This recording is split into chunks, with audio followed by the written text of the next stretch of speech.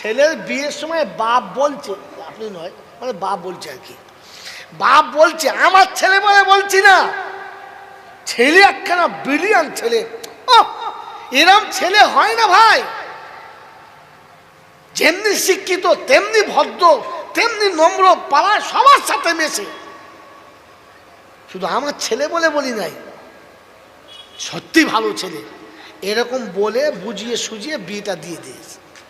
বাসরাতে মেয়ে শুয়ে আছে, ও দেখে মাঝরাতে মদ খেয়ে ঢুকছে, মদ খেয়ে জোরে বলে ঢুকছে।